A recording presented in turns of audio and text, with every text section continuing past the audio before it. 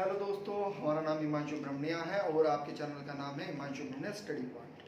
तो आप हमारी गीतांजलि एप्लीकेशन पर ये लेक्चर देख रहे हैं, ठीक है। तो भैया गीतांजलि एप्लीकेशन को ज़्यादा से ज़्यादा शेयर किया करें लिंक को, है ना, क्योंकि ज़्यादा से ज़्यादा बच्चों का भला होगा, है ना। क्योंकि अपना ही भला नहीं होना चाहिए, दूसरों का भी भला होना चाहिए, है ना।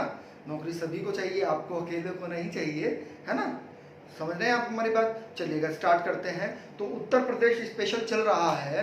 उत्तर प्रदेश स्पेशल में देखिएगा सबसे महत्वपूर्ण सिंचाई भी होता है, क्योंकि सिंचाई से भी एक दो प्रश्न आपसे बनते हैं। तो आज हम उत्तर प्रदेश की सिंचाई पर चर्चा करेंगे, ठीक है। आइएगा स्टार्ट करते हैं। देखिएगा सिंचाई होता क्या है।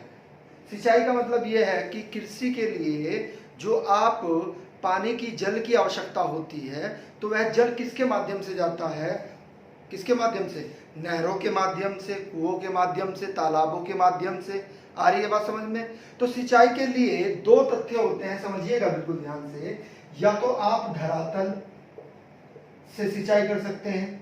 धरातल पर क्या क्या रहेगा भाई, आपका तालाब, ठीक है, कुआ, ठीक है ना, नहर, नदी, ये क्या है, ये सब धरातल पर रहती है। एक रहता है आपका भौम जल, जिसे हम कहते हैं भूमिगत जल। क्या कहते हैं, भूमिगत जल या भौम जल। इसमें क्या होगा, इसमें आपका पंप सेट रहते हैं। क्या रहते हैं, पंप सेट रहते हैं, जिसे आप ट्वेल कहते हैं, पंप सेट वो रहते हैं, ठीक है। एक रहता है आपका नलकूप। क्या रहता है, नलकूप, ठीक है, क्लियर पॉइंट।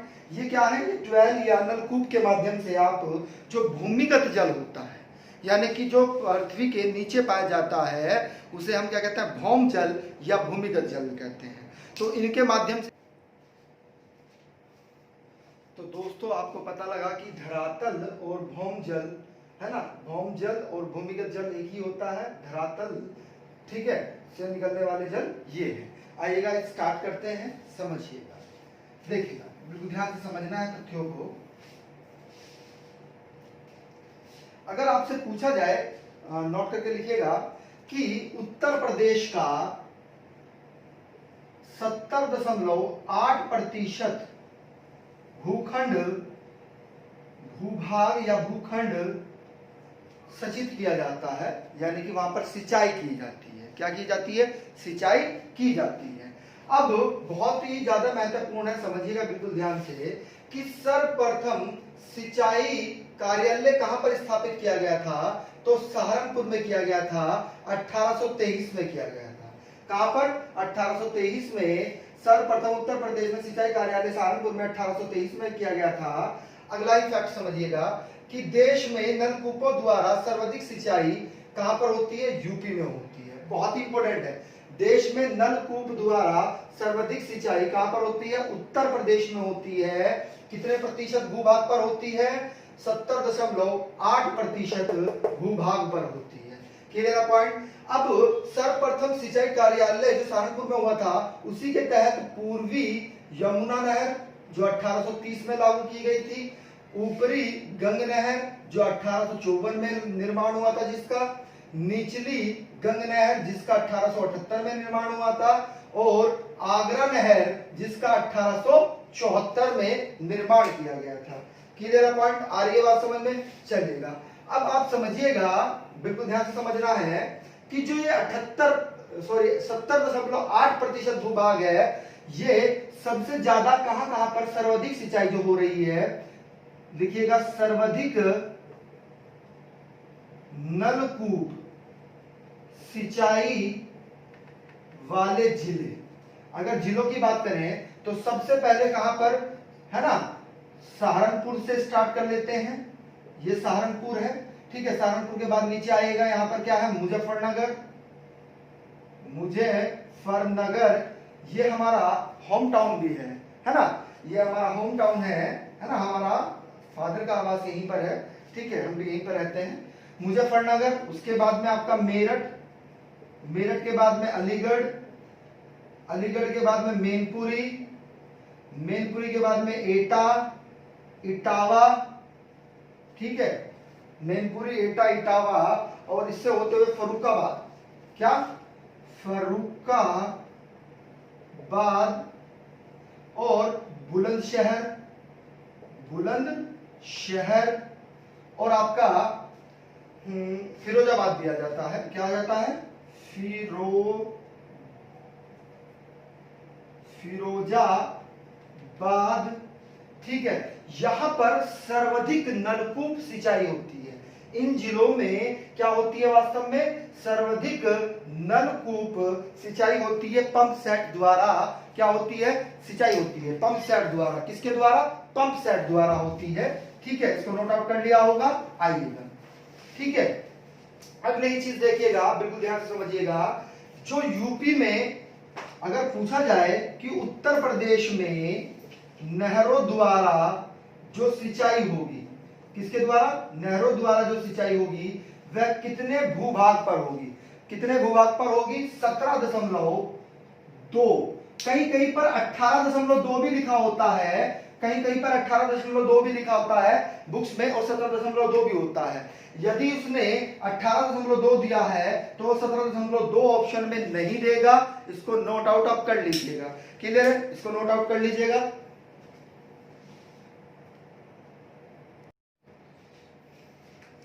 तो अगला फैक्ट लिखिएगा। अगला फैक्ट क्या है आपका, अगला फैक्ट है कि उत्तर प्रदेश में तालाबों प्लस झीलों प्लस कुओं द्वारा कितना भूभाग सिंचित किया जाता है।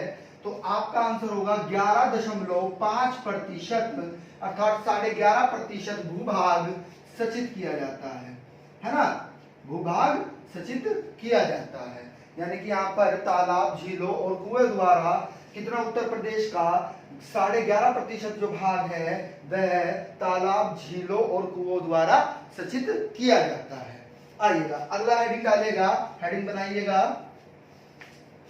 हाँ, नहीं, पहले एक चीज लिख लीजिएगा, आप नोट करके एक चीज लिखिएगा, नोट करके लिखना है इस चीज को, क्योंकि घुमाकर दिया जाता है, तथ्यात्मक प्रश्न है। देखिएगा, आपसे प्रश्न ये पूछा जाता है, गंगा घाटी के मध्यवर्ती, गंगा घाटी के मध्यवर्ती क्षेत्र में कुओं द्वारा, किसके द्वारा, कुओं द्वारा सर्वाधिक सिंचाई की जाती है। पॉइंट क्लियर है, आ रही है बात समझ में।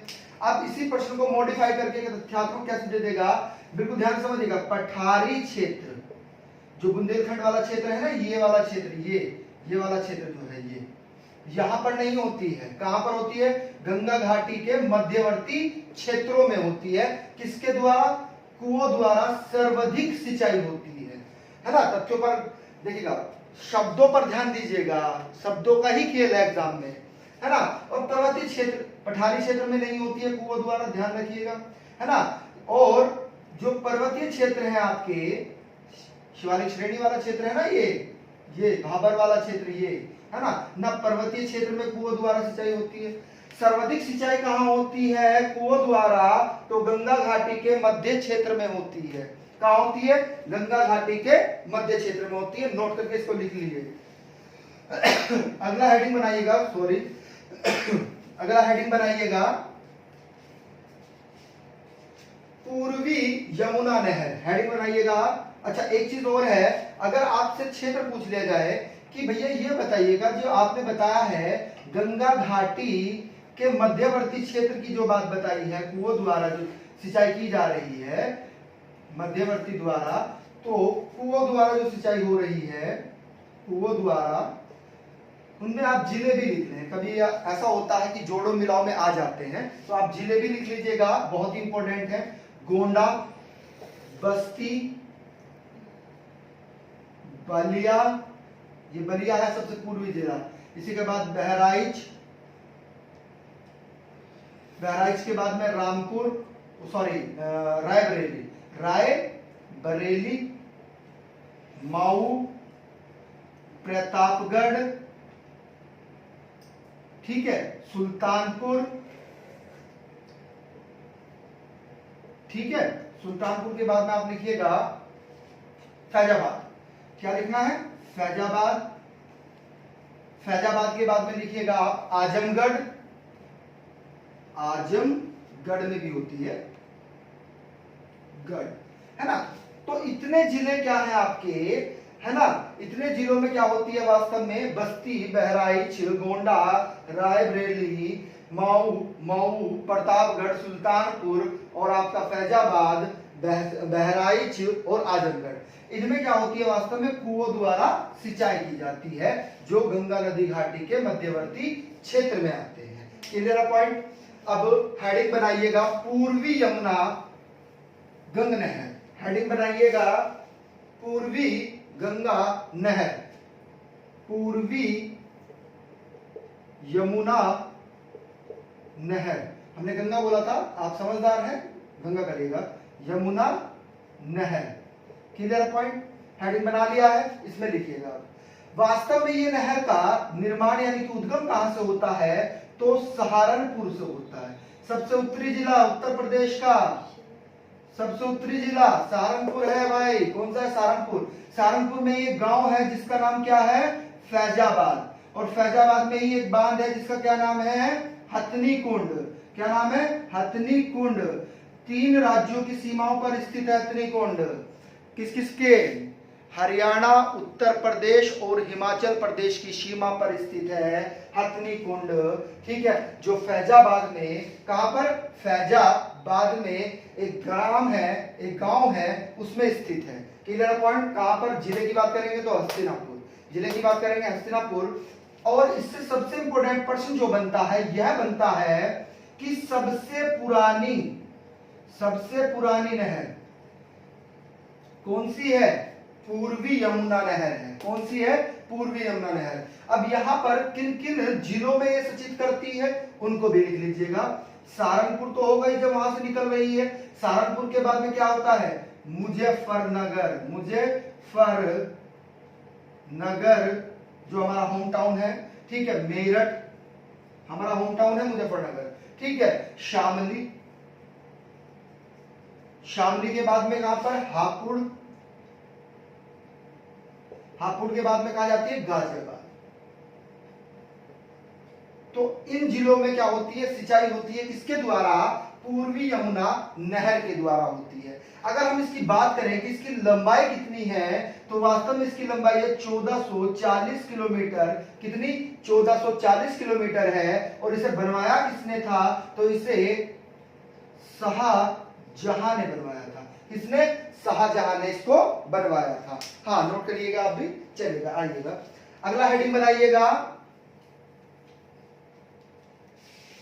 अगला हेडिंग बनाइएगा पूर्वी गंग नहर, ऊपरी गंग नहर। हेडिंग बनाइएगा, है ना। तो ऊपरी गंग नहर के बारे में लिखिएगा। इसका उद्गम कहां से होता है भाई? हरिद्वार से होता है। कहां से? हरिद्वार से। हरिद्वार कहां पर है वर्तमान में? उत्तराखंड में है। वर्तमान में कहां पर है? उत्तराखंड में है। अगर इसकी लंबाई की हम बात करें, सॉरी एक चीज समझिएगा, हाँ, लंबाई की अगर हम बात करें तो 340 किलोमीटर है। देखिएगा, कुल की बात कर रहे हैं, कुल लंबाई। कुल लंबाई क्या होता है वास्तव में? नहीं, खाली ये लंबाई है, कुल लंबाई अभी लिखेंगे हम। लंबाई में और कुल लंबाई में अंतर क्या है? देखिएगा, तो लंबाई है, अगर बात करेगा क्या कि कुल लंबाई कितनी है, तो 5640 किलोमीटर है। यानी कि जो इसकी शाखाएं होती हैं, उप शाखाएं, भाई नहर है, उस हमने बताया कि नहरों की उप शाखाएं क्या होती है? रजवाए होते हैं।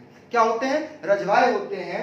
तो अन्य अन्य शाखाएं रजवाओं के रूप में नहरों से निकलते हैं, तो इसे ही क्या कहते हैं? उप शाखाएं कहते हैं। किसकी? नहर की, रजवाए। क्लियर पॉइंट आ रही है बात समझ में? रजवाए क्या होता है? रजवाए से बड़ा रूप नहर होता है, नहर से बड़ा रूप क्या होता है? नदी होता है। क्लियर पॉइंट आ रही है बात समझ में? यानी कि नदी से नहरें निकाली जाती हैं और नहरों से क्या निकाले जाते हैं? रजवाए निकाले जाते हैं। तो वास्तव में कुल की बात करेगा तो 5640 होगा, लेकिन कुल कहेगा तो 340 रहेगा। क्लियर पॉइंट आ रही है बात समझ में? वास्तव में इसका निर्माण क्या, बिल्कुल ध्यान समझिएगा, 1840 से लेकर 1854 के बीच में हुआ था। कब? 1840 से लेकर 1854 के बीच में इसका निर्माण हुआ था और 84 तक ये कंप्लीट हुई थी, है ना? कहां तक? 84 तक, 1884 में कंप्लीट हुई थी। क्लियर है पॉइंट? आ रही है बात समझ में? चलेगा। अगला हेडिंग बनाइएगा निचली ऊपरी यमुना भी हो गई है आपकी, है ना? ऊपरी यमुना नहीं हुई है? हो गई है, चलेगा। ऊपरी यमुना सबसे पुरानी थी, ऊपरी गंगा हो चुकी है। हेडिंग बनाइएगा निचली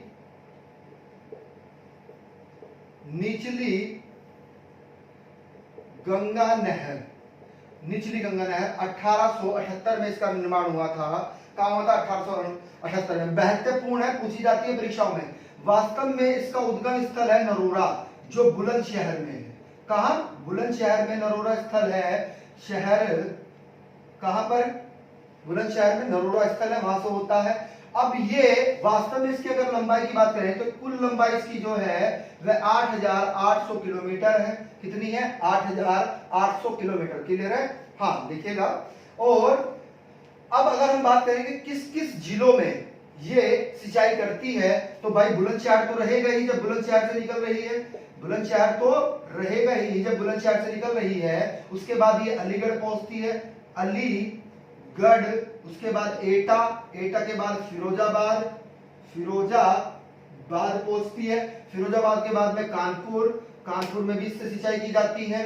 फतेहपुर में भी, फतेहपुर में भी इससे सिंचाई की जाती है। और इलाहाबाद में भी सिंचाई की जाती है। पूर्वी इलाहाबाद है ना, इलाहाबाद यानी कि प्रयागराज में भी, पूर्वी प्रयागराज में, और फर्रुखाबाद में भी, फर्रुखाबाद में भी इससे सिंचाई की जाती है ना? किससे? फर्रुखाबाद में। क्लियर है पॉइंट? आ रही बात समझ में?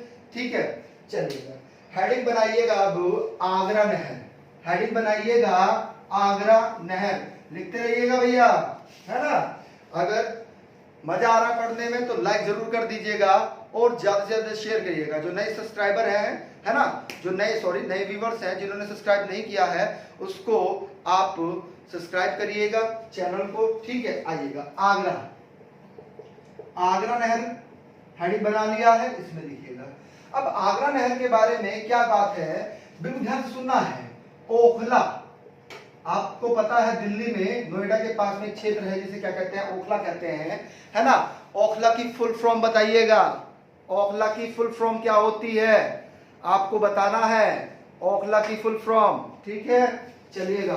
तो ओखला से निकलती है ना? और वास्तव में इसकी जो लंबाई है वह 1600 किलोमीटर है। कुल लंबाई की अगर बात करें 1600 किलोमीटर है। और वास्तव में कहां पर सिंचाई करती है? ये गाजियाबाद वाले क्षेत्र में करती है। इसमें गाजियाबाद जिले में, है ना? और नोएडा के जो क्षेत्र है वहां पर सिंचाई करती है। इसको लिख लीजिएगा, है ना? इससे बस महत्वपूर्ण यही था। चलिएगा, गाजियाबाद और नोएडा के क्षेत्र में हेडिंग बनाइएगा। ठीक है, हेडिंग बनाइएगा शारदा नहर। बहुत ही इंपॉर्टेंट है, बहुत इंपॉर्टेंट। शारदा नहर हेडिंग बनाइएगा। उसमें लिखिएगा कि सबसे लंबी, यानी कि उत्तर प्रदेश की जो सबसे लंबी नहर है वह यही है। क्लियर है पॉइंट? कहां से निकलती है? ये एक स्थान का नाम है बनवासा। बनवासा या बनवासा भी बोलते हैं, बनवासा या बनवासा, कंफ्यूज नहीं होना है। वास्तव में उत्तर प्रदेश व नेपाल की सीमा पर प्रवाहित होती है। कहां पर? कहां पर? उत्तर प्रदेश और नेपाल की सीमा पर प्रवाहित होती है ना? आ रही है बात समझ में? क्लियर है पॉइंट? इससे जो इसकी अगर हम लंबाई की बात करें तो इसकी लंबाई क्या है? इसकी लंबाई 12,368 किलोमीटर है। इसी पर ही एक बांध भी बना हुआ है, यहां पर कनेक्ट कर लीजिएगा इसी को, है ना? खातिमा शक्ति केंद्र भी बना हुआ है, जिसका नाम क्या है? खातिमा शक्ति केंद्र है। अगर हम इसके निर्माण की बात करें तो 1920 से लेकर 1928 के बीच में इसका क्या हुआ था? निर्माण हुआ था। ठीक है, क्या हुआ था? इसका निर्माण हुआ था। अब यहां पर जो सिंचाई होती है, जिस जिस जिलों में सिंचाई होती है उसको लिखिएगा, क्योंकि जोड़ो मिलाओ में प्रश्न बनते हैं। देखिएगा, हम कनेक्ट कर रहे हैं, देखिएगा ध्यान से। सबसे पहले पीलीभीत, पीलीभीत, है ना? यहां से निकलती है ना शारदा नदी जिसको काली नदी कहती है उसी के साथ से निकलती है नहर, है ना। तो पीलीभीत है, पीलीभीत के बाद में आपका क्या है, लखीमपुर खीरी, लखीमपुर खीरी, लखीमपुर खीरी के बाद में आपका बहुत इंपॉर्टेंट बरेली में भी है, बरेली में भी सिंचाई की जाती है, शाहजहानपुर में, शाहजहानपुर, शाहजहानपुर है ना, शाहजहानपुर में भी होती है, गलत लिख दिया हमने, शाहजहानपुर, शाहजहानपुर है, ठीक है। हरदोई में, हरदोई में भी से सिंचाई होती है, सीतापुर में भी होती है, कहां पर, सीतापुर में, ठीक है। सुल्तानपुर लिख दिया हमने, सुल्तानपुर भी लिखिएगा, सुल्तानपुर में भी होती है, कहां पर, सुल्तानपुर में भी होती है। प्रताप कहां पर, बिल्कुल ध्यान समझिएगा, प्रतापगढ़ में भी होती है, और इलाहाबाद में भी होती है, यानी कि प्रयागराज में भी होती है, और उन्नाव में भी होती है, कहां पर, उन्नाव, है ना, उन्नाव में भी होती है। रायबरेली, रायबरेली, देखिएगा बरेली अलग है, बरेली अलग है, रायबरेली अलग है, बरेली अलग है, रायबरेली अलग है, अंतर समझिएगा, बरेली एक अलग जिला है, रायबरेली एक अलग जिला है ना। उन्नाव में भी होती है, रायबरेली में भी होती है, और सबसे इंपॉर्टेंट आपको बताएं बाराबंकी, बाराबंकी में भी होती है। बाराबंकी आप पर्यटन स्थल में भी पढ़ेंगे, यूपी के पर्यटन स्थल में महत्वपूर्ण स्थान है बाराबंकी का भी, क्योंकि वहां पर क्या है, वहां पर देवा शरीफ पर्यटन स्थल स्थित है, कहां पर, बाराबंकी में, लखनऊ से थोड़ा ही दूर है, आप लखनऊ को भी कनेक्ट करिएगा यहाँ पर, है ना। इसको नहीं, लखनऊ नहीं आएगा शायद, एक मिनट रुकिएगा, हाँ यहाँ से लिख लीजिए, निकलने के बाद में पहुंची आपकी, हाँ लखनऊ कनेक्ट करिएगा भाई, लखनऊ भी करिएगा, लखनऊ में भी पहुंचता है इसका जल, ठीक है, कहां पहुंचता है, लखनऊ में भी। तो इतने जिलों में इससे क्या होती है, सिंचाई होती है, किससे, शारदा नहर से होती है, ठीक है। अगला हेडिंग बनाइएगा मध्य गंग नहर, अगला हेडिंग बनाइएगा मध्य गंग नहर, ठीक है, चलिएगा मध्य गंग या गंगा नहर, आप पटरियों पर लिखे हुए देखते होंगे, आप नहर के पास जाते हैं तो वहां लिखा होता है ना, कि ऊपरी गंग नहर, निचली गंग नहर, मध्य गंग नहर, है ना, तो वो यही तो है, और है कुछ नहीं, यही है। तो मध्य गंग नहर जो है वास्तव में कहां से निकलती है, बिजनौर, कहां से, बिजनौर से निकलती है, और ये वास्तव में किन किन राज्यों को, सॉरी जिलों को सूचित करती है, तो लिख लीजिएगा गाजियाबाद, आपका फिरोजाबाद, और आपका मथुरा, है ना। इन तीन चार जिलों को क्या करती है, बिजनौर को तो करेगी, सिंपल सी बात है, गाजियाबाद, फिरोजाबाद और मथुरा, तो इन जिलों को क्या करती है, सूचित करती है। आ रही है बात समझ में, चलेगा। अगला हेडिंग बनाइएगा बेतवा, बेतवा नहर, कौन सी नहर, बेतवा नहर, नदी नहीं पढ़ रहे हैं, बेतवा नदी यहां से निकलती है ना, बेतवा नदी कहां से निकलती है, यहां से निकलती है, तो बेतवा नहर। अब बेतवा नहर में समझिएगा कि बेतवा नहर कहां से निकलती है, तो बेतवा नहर वास्तव में एक स्थान है झांसी में, कहां पर, झांसी में एक स्थान है जिसका नाम है परीक्षा, क्या नाम है, परीक्षा एक स्थान है, और इसका जो निर्माण किया गया था वास्तव में 1885 में इसका निर्माण किया गया था, कब, 1885 में इसका निर्माण किया गया था। वास्तव में ये दो धाराओं के रूप में निकलती है, कितनी धाराओं के रूप में, दो धाराओं के, अर्थात दो शाखाओं के रूप में निकलती है। एक का नाम है हमीरपुर शाखा, हमीरपुर शाखा, दूसरे का नाम है कैठोना शाखा, क्या नाम है, कठोना शाखा, है ना। तो दो धाराओं अर्थात दो शाखाओं के रूप में निकलती है, क्लियर है पॉइंट, आ रही है बात समझ में, ठीक है। तो ये वास्तव में झांसी, झांसी जिला जो है हमारा, वहां पर क्या करती है वास्तव में, और हमीरपुर, हमीरपुर जिले में, और किसमें, ध्यान से सुनिएगा, हमीरपुर में और किसमें, झांसी में सिंचाई करती है, क्लियर है पॉइंट, आएगा। अगला हेडिंग बनाइएगा केन नहर, अगला हेडिंग बनाइएगा केन नहर, केन नहर, केन नहर कहां से निकलती है वास्तव में, मध्य प्रदेश में जो पन्ना की खान है, है ना, किसकी खान, पन्ना की खान है, वहां से निकलती है ना।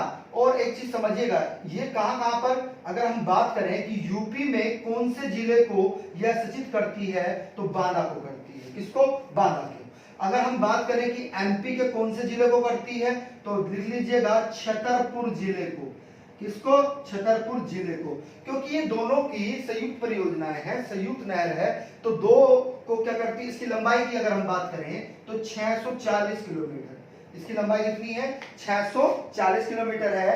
तो हमने यहाँ पर इसलिए कनेक्ट कर दिया है क्योंकि उत्तर प्रदेश के बांदा जिले को, क्योंकि प्रश्न ऐसे भी बन सकता है कि बांदा क्षेत्र में सिंचित करने वाली नहर का नाम क्या है, तो बांदा क्षेत्र में सिंचित करने वाली नहर का नाम केन है। प्रश्न ऐसे भी बन सकता है कि वह नहर बताइएगा जो मध्य प्रदेश के छतरपुर जिले को सिंचित करती है और वास्तव में उत्तर प्रदेश के बांदा जिले को क्या करती है, सिंचित करती है, तो उस नहर का नाम बताइएगा। तो उस नहर का नाम क्या है, केन है।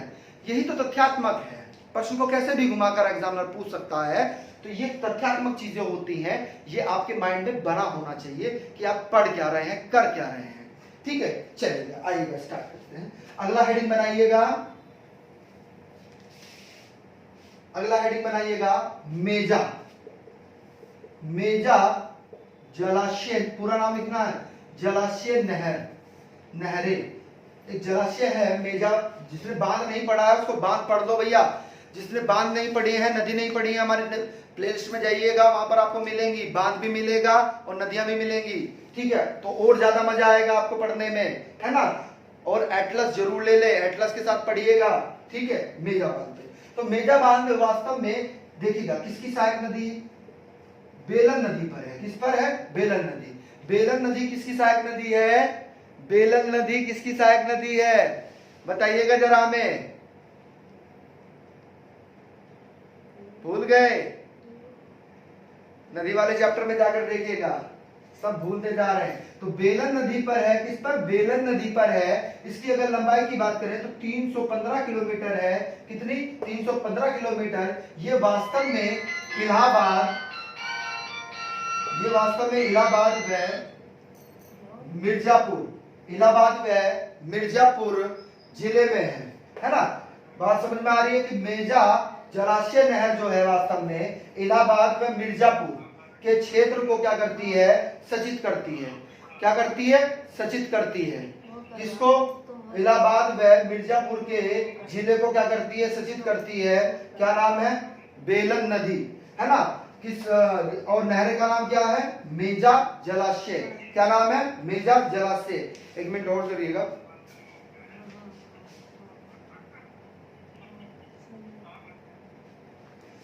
तो समझ में आया, मेजा जलाशय नहर किस नदी पर है, बेलन नदी पर है। आपको कमेंट करके बताना है कि बेलन नदी किसकी सहायक नदी है ना। बेलन नदी किसकी सहायक नदी है। क्लियर पॉइंट आ रही है बात समझ में। जिसकी लंबाई कितनी है, 315 किलोमीटर है और इलाहाबाद और मिर्जापुर के जिले को क्या करती है, ये सिंचित करती है। पॉइंट क्लियर है। अगर हम बात करें कि अगर क्षेत्र की कभी और ज्यादा डीपली पूछा जाए, क्योंकि महत्वपूर्ण से इंपोर्टेंट करिएगा, पूछा जाता है यहाँ से, वास्तव में 70,000 एकड़ भूमि को यह सिंचित करती है, इसलिए महत्वपूर्ण है, इसलिए प्रश्न बनता है इससे। क्लियर पॉइंट आ रही है बात समझ में, चलेगा। पहले अगला हेडिंग बनाइएगा केन नहर। अगला हेडिंग बनाइएगा केन, केन तो हो गया है, केन हो गया है ना। घाघरा, अगला हेडिंग बनाइएगा घाघरा या फिर सरयू, क्योंकि इसे ही क्या कहते हैं हम, घाघरा को ही सरयू नदी कहते हैं। तो हेडिंग बनाइएगा घाघरा या ब्रैकेट में लिख लीजिएगा सरयू नहर। ये वास्तव में जो बहराइच है, बहराइच से निकलती है और बहराइच के भी कौन सी, अगर तहसील की बात करें, बहुत इंपॉर्टेंट है, इसको भी इंपॉर्टेंट करिएगा, कौन सी तहसील से निकलती है, नानपारा, नानपारा तहसील से निकलती है। और एक परीक्षा में तो उसका स्थान भी पूछा गया है ना। तो उसका क्या नाम है, तहसील का नाम नानपारा। क्लियर है पॉइंट। अगर हम नदी की बात करें तो कौन सी नदी से निकलती है, तो कतर कतर कन्नया घाट, ठीक है, ये स्थान है, ये स्थान है जहां से ये निकलती है। कत्र रह है ये, कत्र कन्हैया घाट से निकलती है। पूछा जाता है, बहुत ही ज्यादा महत्वपूर्ण है, याद रखिएगा। स्थान पूछा गया है, दोबारा भी पूछा जा सकता है, ठीक है। अब ये जिले अगर हम बात करें कि कौन से जिले इसमें आते हैं, तो बहराइच तो आएगा ही, सिंपल सी बात है, जब बहराइच से निकल रही है तो बहराइच तो आना ही है। क्लियर है पॉइंट? हाँ, बहराइच तो आना ही है, देखिए जहां से निकल रही है वो तो आएगा ही, उसको समझिएगा। हाँ, जहां से ये निकल रही है वो तो आएगा ही। अब दूसरे दो जिले और हैं, उनको भी आप लिख लीजिएगा, एक तो बस्ती है और दूसरा गोंडा है। बस्ती है और दूसरा गोंडा है। तो इन जिलों को क्या करती है? सचित करती है। कौन सी? घाघरा या सरयू नहर। Clear point? इंपोर्टेंट थी, इसको नोट कर लीजिएगा, ठीक है ना। एक भी तथ्य नहीं छोड़ना है, एक एक नंबर पर फाइट होती है, एक एक नंबर पर फाइट होती है। आपका होमवर्क है, हेडिंग डालिएगा अगला, घसान घसान नहर। तो घसान नहर वास्तव में देखिएगा, समझिएगा घसान नहर के बारे में। हाँ, तो घसान नहर के बारे में समझिएगा कि होता क्या है वास्तव में, ये कहां से निकलती है ये। अच्छा, एक चीज और है, चलो हम ही बता देते हैं, वैसे होमवर्क देने वाले थे, एक ही बहुत रहता है। ये वास्तव में किसकी सहायक नदी है? बेतवा की सहायक नदी है। किसकी सहायक नदी है? बेतवा की सहायक नदी है। और यहां पर प्रश्न बहुत ही इंपॉर्टेंट बनेगा, बिल्कुल ध्यान समझिएगा कि हमीरपुर में को सचित करने वाली नहर कौन सी है जो उत्तर प्रदेश में प्रवाहित होती है? तो उसका आंसर क्या होगा? घसान नहर। Clear point? आ रही बात समझ में? अगला हेडिंग बनाइएगा, हाँ लिखिएगा इसको, घसान भी नहीं छोड़ना है, इसको लिखिएगा, है ना, ठीक है। तो हमीरपुर को ये क्या करती है? वास्तव में सचित करती है। अगला लिखिएगा, सपरार नदी, सॉरी नहर, ठीक है। ये कहां से निकलती है? वास्तव में झांसी से निकलती है। कहां से? झांसी से। अगर हम बात करें कि कहां, मतलब स्थान का नाम क्या है, तो मऊ रानीपुर के करोंदा गांव से निकलती है। ये पूछा गया है, इसलिए हमने लिखा है। Clear point? अब ये किस किस को सूचित कर रही है, कौन कौन से इसमें आएंगे भाई, इसको इंपोर्टेंट करिएगा भाई। सपरार नहर को इंपोर्टेंट करिएगा, पूछी जाती है ना। तो वास्तव में ये सिंपल सी बात है भाई, झांसी को तो करेगी ही, साथ में ये हमीरपुर को भी सचित करती है। और क्यों पूछा जाता है? इन दोनों के क्षेत्र में, यानी कि 40,000 भूमि को ये क्या करती है? एकड़ भूमि को सचित करती है, इसलिए पूछा जाता है। 70,000 कौन सी कर रही थी? मेजा जलाशय वाली। 70,000 एकड़ को कौन कर रही थी? 70,000 एकड़ को कर रही थी मेजा जलाशय नहरें। ये कितने को कर रही हैं? 40,000 एकड़ को, इसमें महत्वपूर्ण है, पूछा जाता है। चलिएगा, अगला हेडिंग बनाइएगा, गंडक नहर। कौन सी?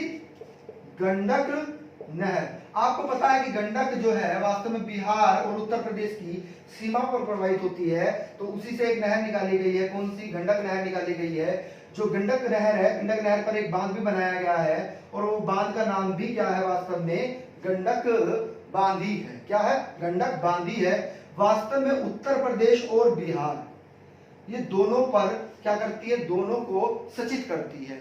समवर्ती सूची का विषय होता है ना, नदी जल, है ना, तो उसमें आप, ठीक है, जो संवैधानिक विकास है हमने उसमें बताया भी है आपको, समवर्ती सूची, है ना, तो वहां पर कनेक्ट करिएगा। तो वास्तव में उत्तर प्रदेश और बिहार दोनों इसका लाभ लेते हैं। लेकिन अगर बात की जाए कि उत्तर प्रदेश के कौन कौन से जिले इससे लाभान्वित होते हैं, तो आपका आंसर होगा, बहुत इंपॉर्टेंट है, बिल्कुल हाँ इंपॉर्टेंट है, गोरखपुर,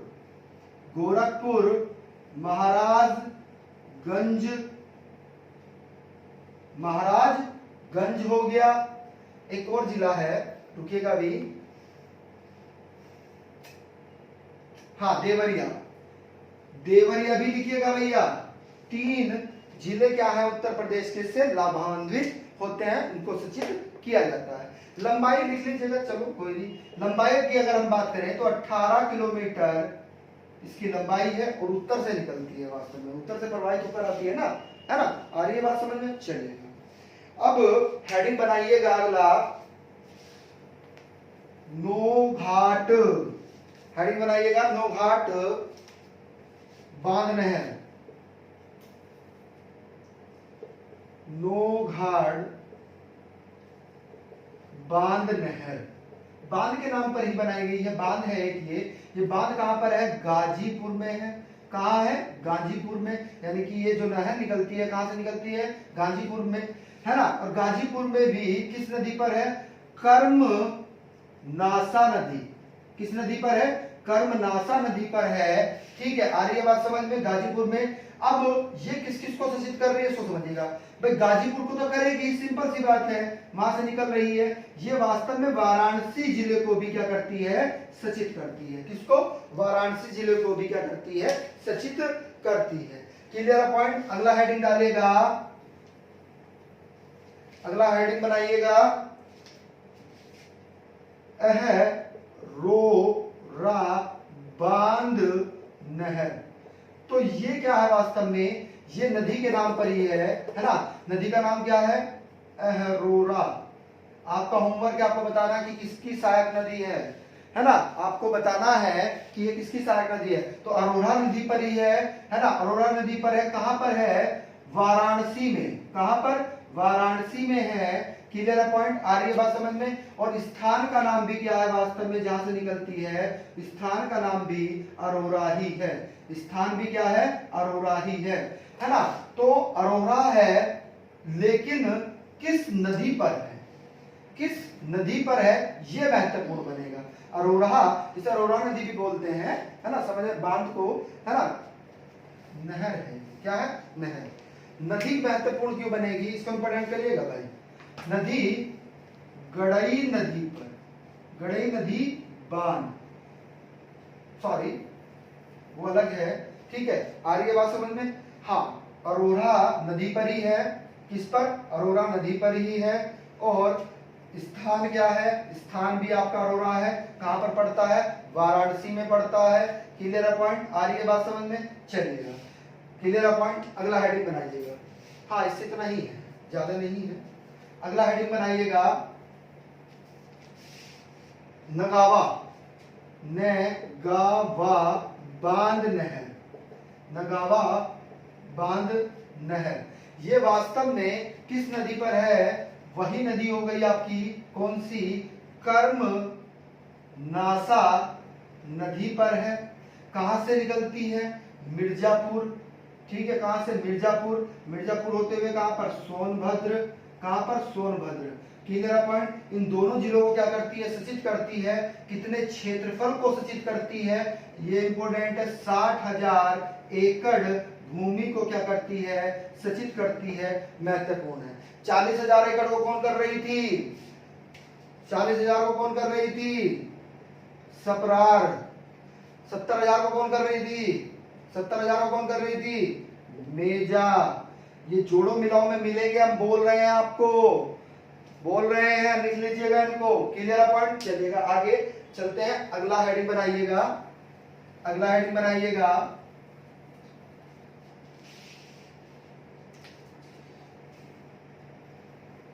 हाँ अगला हेडिंग बनाइएगा, गड़ई नदी बांध। ये वास्तव में वाराणसी पर, कहां पर? वाराणसी और मिर्जापुर को क्या करती है? सचित करती है ना। ये वाली नहर जो है वास्तव में इसको करती है गड़ई नदी बांध नहर। ये मिर्जापुर और वाराणसी को। आखिरी लिखिएगा, रानी लक्ष्मी बाई बांध नहर। इसी का ये नाम क्या है? माता टीला बांध नहर। क्यों है इसको समझिएगा, बिल्कुल ध्यान से लिखिएगा। देखिएगा, वास्तव में ये माता टीला बांध जो है, रानी लक्ष्मीबाई जो है, ये कहां पर है? वाराणसी में है, सॉरी झांसी में है। कहां है? झांसी में है। Clear point. आ रही है बात समझ में? किस नदी पर है? तो बेतवा नदी पर है। किस पर है? बेतवा नदी पर, वहीं से ये नहर निकली हुई है, ठीक है। और स्थान अगर आपसे पूछ लिया जाए तो समझिएगा बिल्कुल ध्यान से, ये वास्तव में यहां से दो नहरें निकलती हैं। क्या निकलती हैं? दो नहरें निकलती हैं। अब एक का नाम क्या है? गुरसराया, और दूसरे का क्या है? मंदर। ये दो शाखाओं के रूप में निकलती हैं, दो शाखाएं हैं, इन्हीं के रूप में दो नहरें यहां से निकलती हैं। क्लियर है पॉइंट? आ रही है बात समझ में? अगर लेक्चर अच्छा लगा हो तो इसे लाइक करिएगा, और भैया जो नए व्यूअर्स हैं जिन्होंने चैनल को सब्सक्राइब नहीं किया है वो चैनल को सब्सक्राइब करें और बेल आइकन ऑन कर लें, ठीक है? और शेयर करना ना भूलिएगा। Thank you.